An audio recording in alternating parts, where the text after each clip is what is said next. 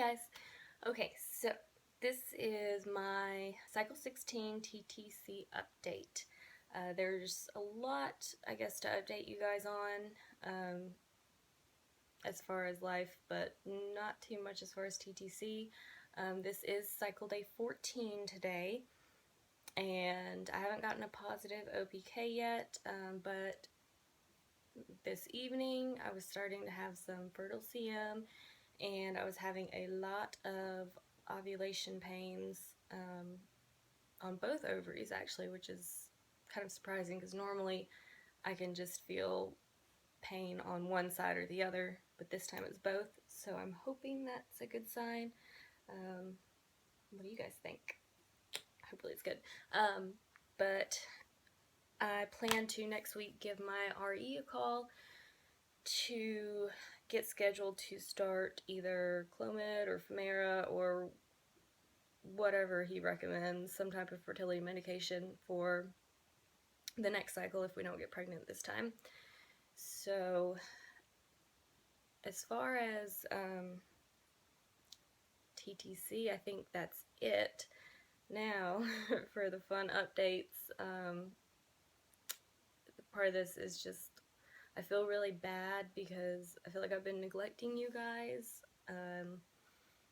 but I've been really super busy since I got back from vacation, and a lot of this stuff started before we left, just a few days before we left actually, but so just to update you guys, I did end up having to put my ferret Taz down a few days before we went on vacation. That was really hard, but he had adrenal disease for a while, and it was to the point to where he was definitely suffering, and I didn't want to let him suffer, so we had him put down. And then after that, the very next day, I found out that a very close friend and co-worker had cancer. So that was just some really hard news to take. And so since I've been back from vacation, work has been ridiculous. I've been working over almost every day, trying to get caught up, but every time I get something done, 2 more things fall in my lap that need to be done, and it's just this endless cycle, and I just feel like I'm drowning at work. I think a lot of that too is just emotions from my coworker not being there, my friend. It's sad to walk by her office every morning and her not be there, because she's the first person that I talk to in the morning. She's the person I take breaks with, the person I eat lunch with. We do stuff outside of work, so yeah, that's just, it makes it a little bit harder just to work in general. And yeah, so if you're wondering about the embarrassing ER visit, I feel like this actually happened because of all of the stress that I've been under lately. But I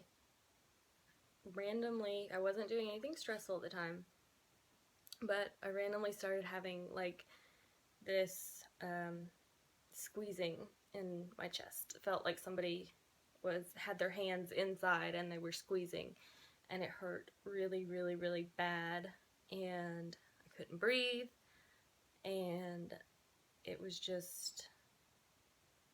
horrible. So I called my husband, and he was like, go to the ER right now, because I was literally like 5 minutes from the ER. There was no need to call an ambulance because I could get there faster myself. So he was like, I'm going to stay on the phone with you and make sure you get there. Go to the ER right now. So I went there, and when I told them my symptoms, they immediately rolled out this wheelchair, which kind of freaked me out, and they made me sit in the wheelchair, and they got me in bed like immediately, and they started hooking up all this stuff to me for I think it was an EKG, and basically I was just having all the symptoms of a heart attack, and so I think I've mentioned this before, but I have extremely small veins. When I get my Remicade treatments, I have to have pediatric needles, and so when you go to the ER for something like this, they want to get an IV in you immediately so that if you have to have any kind of medications, that it can be done. So I see the nurse bring in the IV stuff, and I don't know if I've ever told you guys, but I also have panic attacks around needles. And so with this being an unplanned visit, I didn't have any kind of medication or anything to help with the panic attacks. So as soon as I saw that, I was like, oh my god, what are you doing an IV? And she's like, oh yeah, it'll be fine. And I was like, no,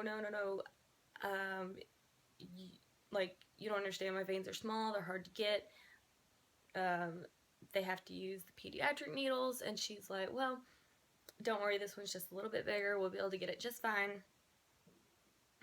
And at that point I knew I was in trouble. So I'm going to try to show you guys this, and this is almost a week old now, but this was her first attempt. You might not want to watch if you don't like bruises and stuff like that, but this is her first attempt, and it actually looks really good on camera, but it's still pretty dark. She tried it, and of course it busted the vein, just like I told her it would. And I think this one's gone now, but they tried it in my hand, and that was horrible. It's right in there. I don't know why, but IVs in the hand hurt me so bad. So, that one busted too. In the meantime, the doctor comes in with my EKG, and he's like, oh, hey, guess what? Your heart looks good. No signs of heart attack on the EKG. What I want to do is draw some blood and, make sure there's no blood clot. But most likely this is heartburn. Yeah. So I was sitting there in the bed like, I'm an idiot. I cannot believe that I just came to the ER for heartburn. Anyways, the nurse ended up, I was going to try to start another line for the IV, and I said, do I really need an IV if my heart's okay? And she looked at the doctor and she said, doctor? And he was like, we can put it off for now. I said, okay, great. And so they did the blood draw, which is a very small needle, so I don't, my veins never bust with the blood draws. So, they were able to get the blood, and all the results came back good. And so basically it was a combination of heartburn and just general stress and anxiety. I've really just been kind of forcing myself to keep going every day, and I know I probably look just and tired, and that's because I am. So I'm probably going to, I'm going to get the videos filmed for y'all this weekend, at least 2 videos, and other than that, I'm just going to relax because I need it. If my friend is feeling up to it, I will probably go help her out some and visit her some, but I don't know if she's going to feel up to it or not. I've been trying to go over there and just help her out and just spend time with her and, keep her spirits up. It was actually her birthday on Wednesday, and she was having a chemo treatment, and me and another coworker went, and we decorated her house and had presents and had everybody from the office write her letters, and she seemed to really like that. So yeah, so basically right now, just trying to keep going and do whatever I can to help her out. Um, Meanwhile, my house is just a wreck. There's so much that I need to do right now. It's just crazy, but I'm just not going to stress about it, because I don't want another ER visit. But that is it for my TTC update and embarrassing ER visit story. If you guys like the video, give it a thumbs up and subscribe if you're not already subscribed. And also, if you're new, check out my giveaway. I've got a giveaway up. It ends tomorrow. So basically, I'm going to say make sure your comments are in by noon Central Time tomorrow to make sure that you're going to be entered in the giveaway. And the comments need to be on the giveaway video, not this one. But you can still leave comments on this one. And I think that's it. If you have any questions, like I said, leave it in the comments below. And I will talk to you guys tomorrow. Bye.